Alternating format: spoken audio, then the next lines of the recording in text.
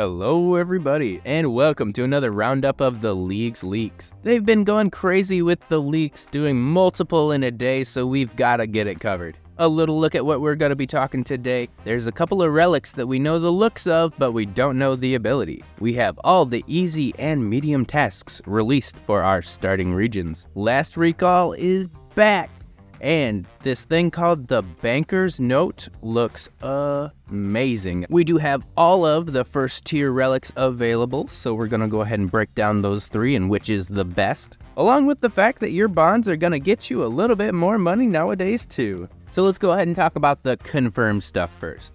Last recall is back, and they even tried to fake us out by saying, oh, it's not a relic, it's a passive. But we will be able to get Last Recall, and everybody has access to it. Also, what Last Recall is the ability to teleport back from the location you just teleported from, like an AFK spot or your Slayer task location. Looking at our Tier 1 relics. And Jagex has been really nice by letting us know the 3 options in Tier 1 for our relics. Those options are going to be Endless Harvester, Production Prodigy, and the Trickster. Endless Harvest lets you gather double fishing, woodcutting, and mining supplies, and they're sent directly to your bank. This was a favorite of the last leagues, and I was even one of the pickers of it. And items that cannot normally be banked will be put in your inventory, but I think that applies to very few things. Production Prodigy is our next one, and when you're doing the following activities, all items are processed at once. And this is quite the long-winded one, so it's smelting ores, smelting bars, making cannonballs, fletching logs, stringing bows, crafting bolt tips, cleaning herbs and making potions, cooking food, crafting leather, uncut gems, glass-blowing jewelry, pottery, battle staves, and spinning flax or wool will all be done instantly. There's even a 25% chance that you'll be making an extra product while you do this, and that extra product will give you experience as well. Additionally, your crafting, smithing, herb lore, fletching, and cooking are boosted by 12 at the very start. So if you don't have too much time to put into leagues, you might want to start with this one. And we've already gone over the Trickster in a previous video, but the Trickster is pretty awesome. Basically giving you thieving, agility, hunter, and fire making improvements in the fact that you cannot fail any of those tasks, and your thieving is even expedited by being AFK now. But if you want all the specifics, make sure to check out the Relic Roundup from last video. For me, I'm totally torn between Trickster and Endless Harvest. The Banker's Note was just revealed as a relic. We don't exactly know where it's going to be in the tiers, but my gosh, does this look overpowered. They even show somebody walking into Mole with 2,000 prayer potions and 8,000 sharks. And I also believe this inventory right here gives us a sneak peek at what the Globetrotter necklace looks like as well in your inventory. And the effect for it simply says, note and unnote items from the comfort of your inventory. I can only imagine how overpowered that relic is going to be, and I'm not sure what it's competing with, but I almost have to have it. They have released all of the tasks for easy and medium in our starting areas. So it's truly time to start planning what you're going to do for leagues. You have a week, pick your combat style, pick your first relic, and pick your route to be able to get to the second area unlock as fast as possible. For me, I'm actually going to be making a video of specifically that here in a few days, so make sure to look out for that one. And I said this earlier, but bonds are going to get you a few more days in your membership if you get them before the end of the year. Time to cash them in, everybody, especially those who have been saving their bonds. While I was editing the video, we even got the spoiler for today, the Guardian Relic.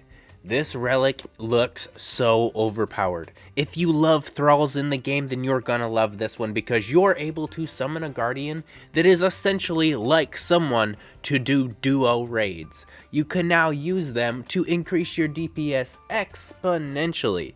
And in the video, I'm not 100% sure if that 17 hit splat was the person or if it was the Guardian, but they're going to be doing some serious damage.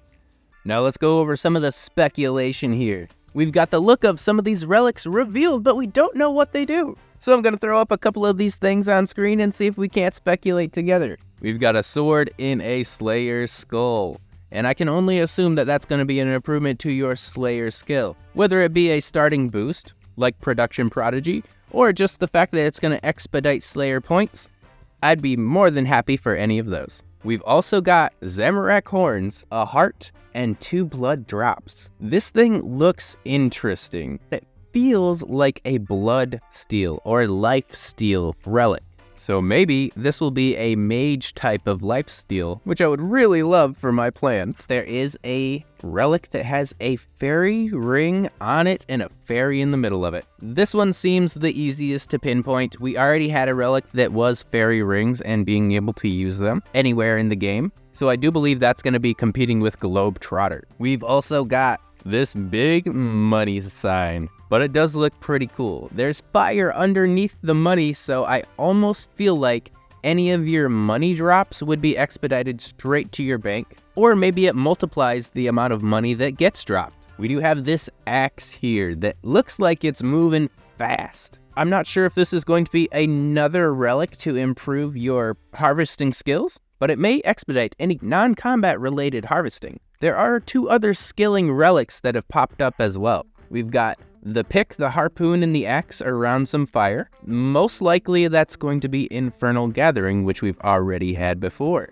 What Infernal Gathering was giving us a set of essentially crystal tools with no requirements. And they're not just crystal tools, they're a combination of crystal and infernal tools. Being able to burn any logs, smith any bars, and cook any fish caught during your AFK session. But on the opposite end, we've got a shovel, a rake, and a seed dibbler that has almost the exact same symbol as the Infernal Gathering. We may be seeing an introduction to amazing farming tools that might just increase production as well. I also believe you will have to pick between the Swift Axe, Infernal Gathering, and the farming version of Infernal Gathering. This looks to be a returning relic, but we have Equilibrium. It's almost the exact same symbol from last time, but what it did last time was give people a 10% experience boost anytime they gained experience. So Production Prodigy and this would be nuts. To truthfully have your selection right then and there boost you farther and farther into the game. So if the Zamorak Horns aren't our lifesteal, then this one absolutely is. We've got a heart with some fire around it. It's actually the exact same symbol as fast metabolism, so it could just be hit point regeneration, but it doesn't seem like that's going to be the most beneficial, so there should be something else a part of it. And a lot of these symbols do look similar, so we even have Weapons Specialist, perhaps. There's a new fancy amount of sparkles and an M in the middle, but this may just increase all of your combat stats and stack with your starting relic. Not to mention the special attack regeneration, and they have already hinted at a secondary relic to improve the other combat styles, so this might just be it. Another one that's almost 1-for-1 with the picture, and that's Treasure Seeker. Is going to be a little bit complicated this time because everyone already has the best thing about Treasure Seeker, and that's noted clue scrolls. But I would love it if it increased loot or gave you double uniques. So now you just happen to have 2 T-bows when you loot the Cock's chest. And I do believe, everybody, that's going to be it for the relics that we don't know what they are just yet, but we can speculate. Stay tuned in a few days for my league's route because I think we finally have enough to go on. But if you like this version of the Relic Roundup, don't forget to like, comment, or subscribe, and we will see you all later, and I'll see you at Leagues.